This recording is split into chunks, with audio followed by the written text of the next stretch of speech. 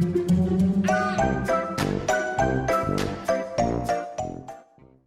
guys, Sandy here. Welcome back to the channel. Today I'm playing with the Jungle Camo stencil from Brutus Monroe. Now this is a fun stencil because it is a 3-piece layering stencil.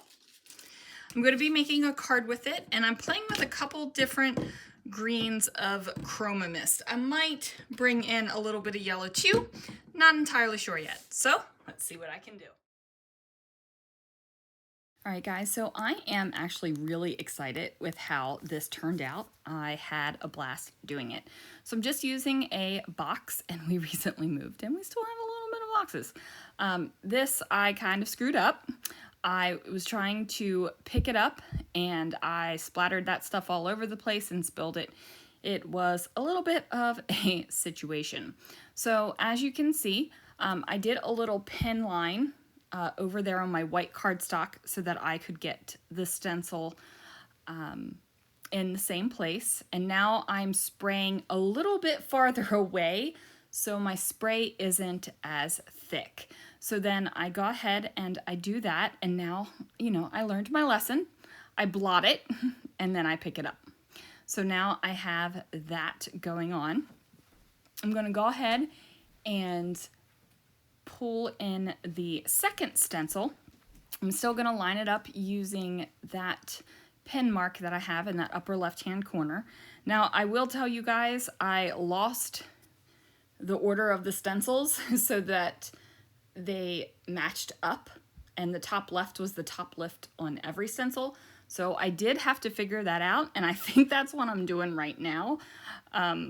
But you could do this technique multiple times with multiple colors, but I just really dig the color combination that I have going on here. So I finally figured out the right stencil in the right order, and then I'm spraying some more Chroma Mist down, and we're going to blot again and pick it up again. And as you can see, there are a couple different green colors there. And then I'm going to put on the last stencil and give it another spray, and I will pull that off as well. So then that is what it looks like. So now I'm just going to take some ink, and I'm going to ink over the entire stencil. And I am just spraying, or I'm not spraying anymore, I am inking on the paper that I sprayed. So the sprays gave it kind of a speckly mottled effect, and I want it to fill in a little bit of that mottledness. Is mottledness a word? M-O-T-T-L-E-D-N-E-S-S, mottledness. I think it might be. If it's not, it's a new Sandy word. Plus what this is going to do is give me a little bit more of a crisper edge, because the spray kind of gives it that softer kind of whoosh edge on there. And that is definitely a technical term. You do have to move your hand and your head at the same time when you go whoosh.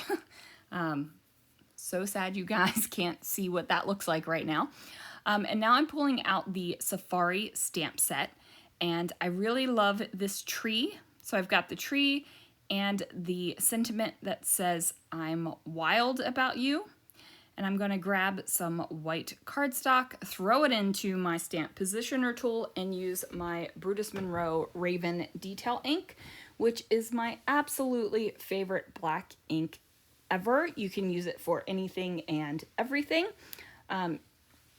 You can use it to stamp. You can, obviously, you can use it to, when you color, you just want to heat set it to make sure that that ink is truly dry, and then you get no bleed. It's awesome.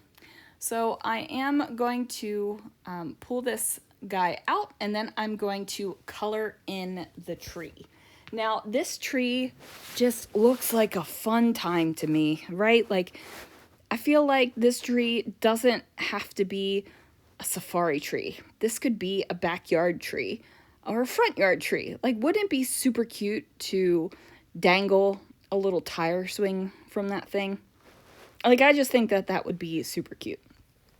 So here I am using my heat tool to go ahead and get my black detail ink, my Raven detail ink, nice and done.